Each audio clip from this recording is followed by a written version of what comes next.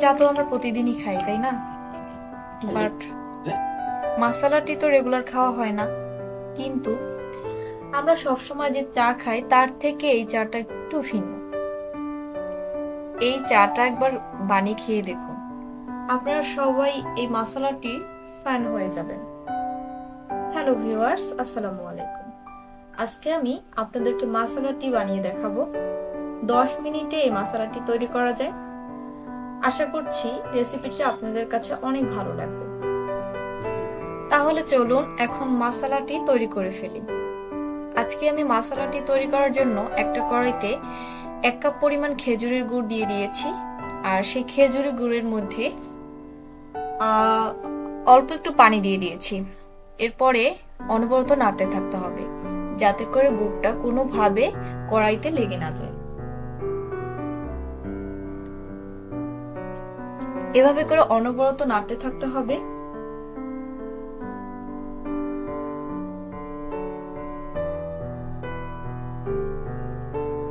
এভাবে আমরা গুড় নেড়ে চেড়ে একটা পর্যায়ে ক্যারামেল তৈরি করে নিব।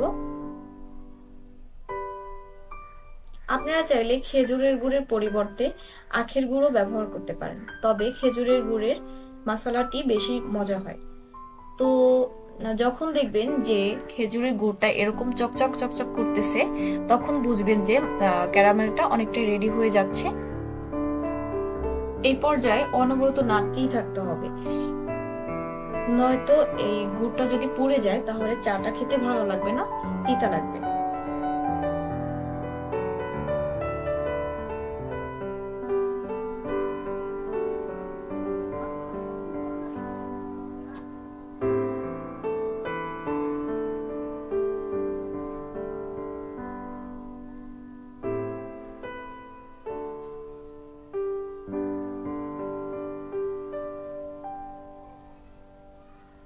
ক্যারামেলটা রেডি হয়ে গেছে। এখন আমি দুধ দিয়ে দিব। আমি 1 কাপ দুধ দিলাম, দেন আরো 1 কাপ, 2 কাপ, আর 1 কাপ, 3 কাপ। আমি টোটাল 3 কাপ দুধ দিয়ে দিয়েছি। এরপর ভালোভাবে মিক্স করে নিব।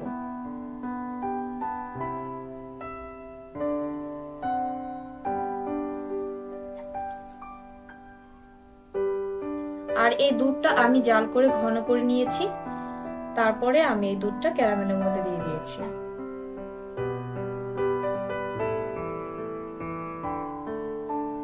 এ পর্যায়ে আমরা কিছু মশলা নিয়ে নিয়েছি। এখানে আমি 3টা তেজপাতা, কয়েক টুকরো দারুচিনি, কয়েক টুকরো এলাচ, আর হচ্ছে 3-4টা লবঙ্গ নিয়েছি।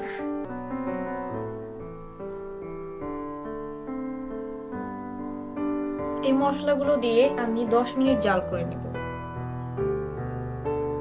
লো হিটে। এতে করে মশলার মধ্যে যত ফ্লেভার আছে সেগুলো আস্তে আস্তে বের হবে এবং দুধের সাথে ভালোভাবে মিক্স হয়ে যাবে।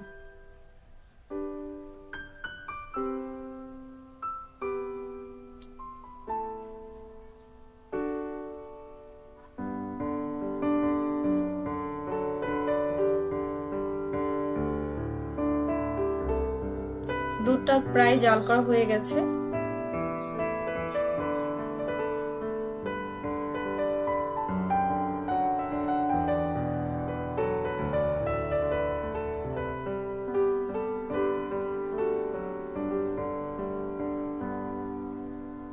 দেন আমরা চা পাতা দিয়ে দিব।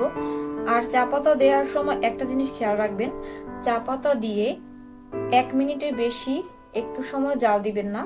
কারণ চা পাতা দিয়ে যদি বেশি সময় জাল দেওয়া হয় তাহলে চা পাতার ঘ্রাণটা নষ্ট হয়ে যায়। চা পাতার কাঁচা ঘ্রাণটাই সাধারণত এই চাতে খুবই ভালো লাগে। তো এক্ষেত্রে আমি 4-5 চামচ চা পাতা দিয়ে দিয়েছি। আপনাদের ক্ষেত্রে আরো বেশিও লাগতে পারে, কারণ এক এক কোম্পানির চা পাতার কালার এক এক রকম হয়। তো আমার এই চাটা তৈরি করতে 5 চামচ চা পাতা লেগেছে। এই চা পাতা দেওয়ার পর আমি 1 মিনিট জাল করে নিব।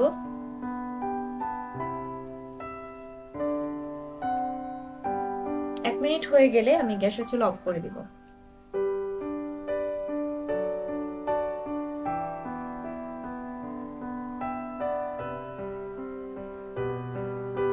চাটা তৈরি হয়ে গেছে, এরপরে আমরা চাটা ছেঁকে নিব। এই যে দেখুন মশলাটি তৈরি হয়ে গিয়েছে, চাটার কালারটা কত সুন্দর হয়েছে, আর চাটা খেতে মাশাআল্লাহ অনেক মজা হয়েছে। আর চাটা আমার খুবই পছন্দ, আশা করছি আপনাদেরও এই চাটা খুবই ভালো লাগবে।